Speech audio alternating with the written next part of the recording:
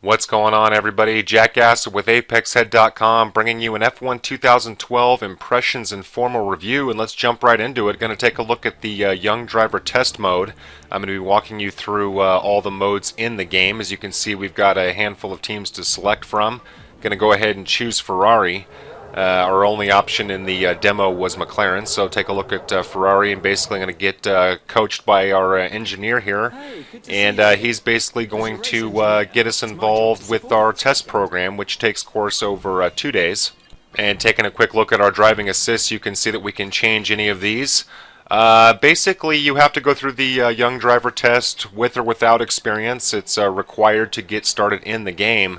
And even though veterans of this series might be a little frustrated by that because it might be seemingly easy, it is a good opportunity to get a feel for the car and the new controls. Each one of these performance tests have different objectives. You can see that in this straight line test I only have 2 objectives, and that's to reach a certain speed, and you can see the little blue mark that indicates that I've completed it, and you'll see it again here.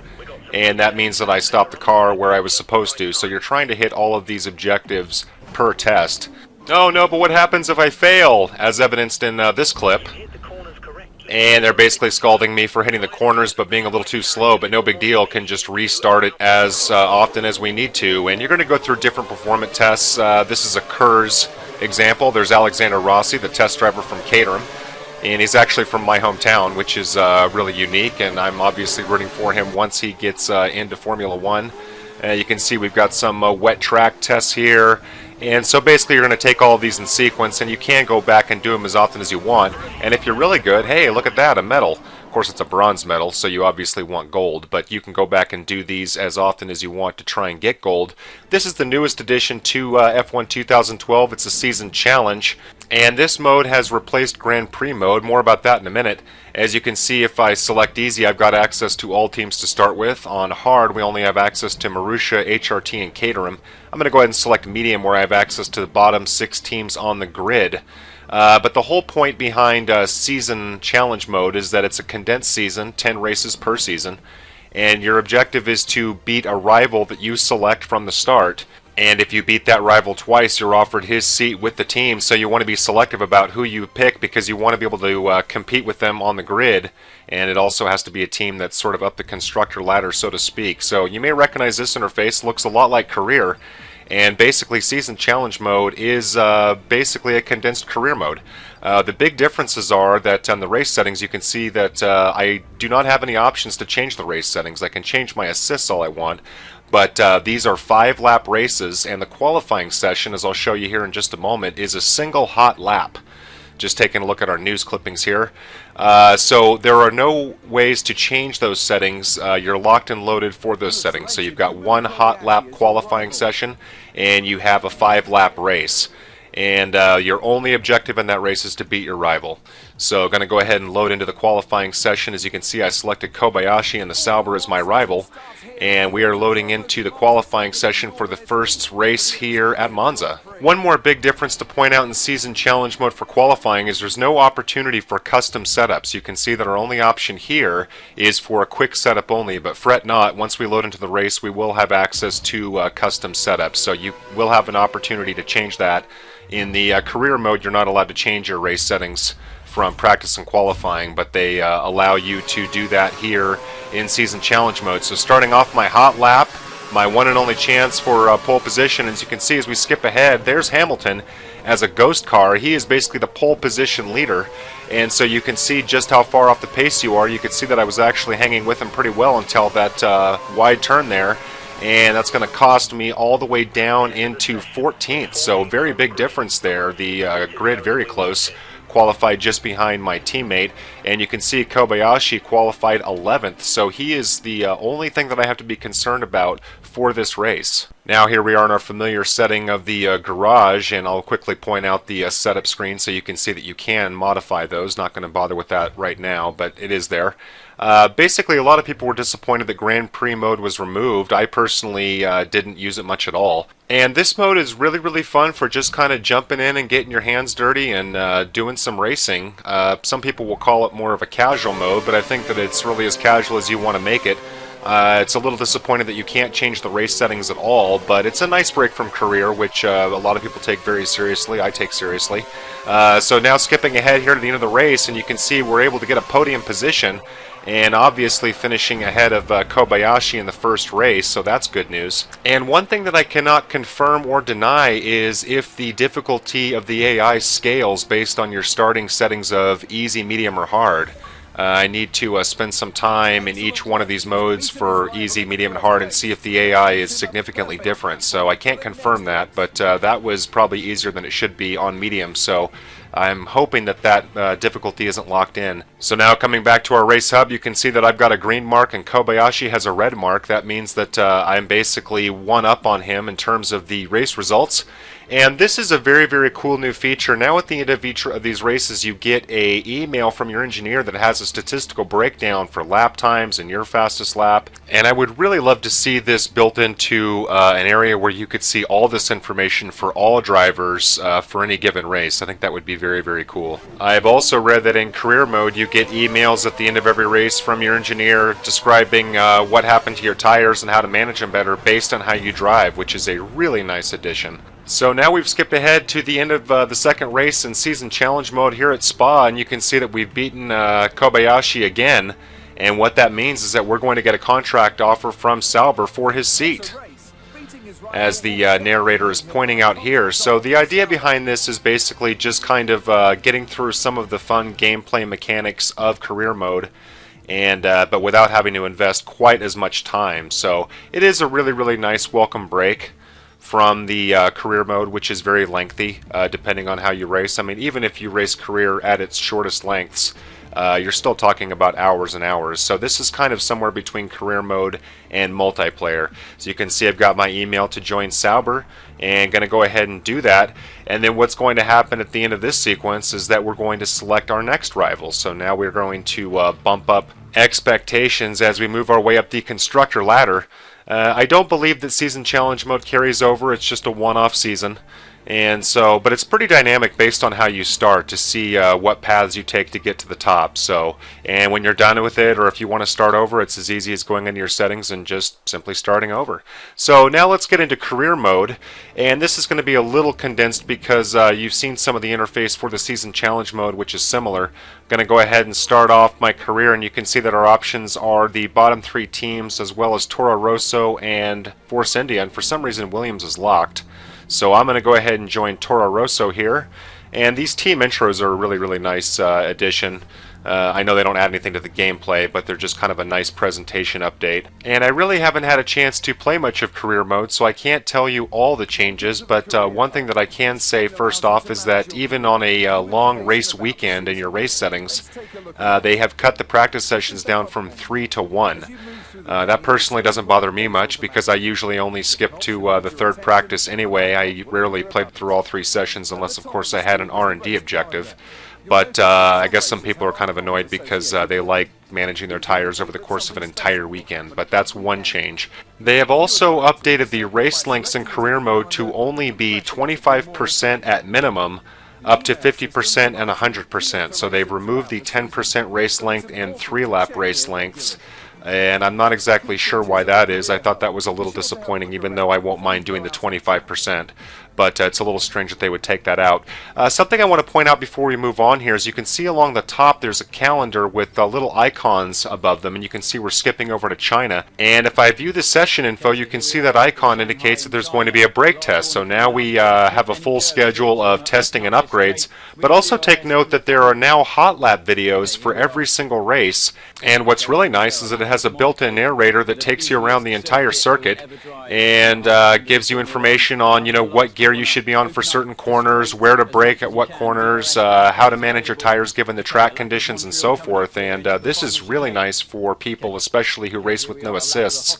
And because it's a new game and there's, you know, a new feel to the settings, you do have to get used to your braking points and basically relearn the tracks a bit. So that's a really nice update as far as I'm concerned. And taking a look at our race settings, this is just showing you what we were discussing earlier about the race length.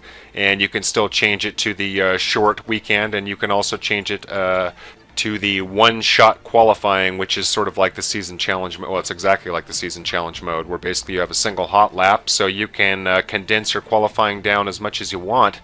And a couple things that I want to point out, not going to spend a whole lot of time in career mode, as I mentioned, just haven't gotten that far into it, but wanted to point out a couple of differences or new changes on track, or things that we might be thinking about in terms of the gameplay. So loading in here to our first practice session, and this is of course the same as it's always been for the most part. Looks a little different, but do want to show you a couple things out on track. And the first thing I want to show you is that we still have our fuel mix option, so we can change that to rich or lean. We also now have a brake bias. If we hit down on the D-pad, again I'm using a 360, we can set our brake bias to front or rear, and that helps with lockups, and there's some other strategies to it. I believe you want to use front if you want to make kind of a hard cut on a hard, after a hard braking point, things of that nature. I could be wrong on that, I'm not a technical expert. Something else that's kind of nice, if you look behind me as I go off track here, now there's wheel marks in the gravel from where I went out, which is kind of a nice touch. And actually the grime that you pick up on the track stays a lot longer than it did in 2011. So definitely a change there in terms of how long things stick to your tires. Now let's take a look at another new mode in F1 2012 called Champions Mode, and it's basically a scenario mode that you have to take in sequence. Taking a quick look at Proving Grounds, we still have our time attack and time trial. But in Champions Mode, we have to sequentially go through these, and you can see that these are locked.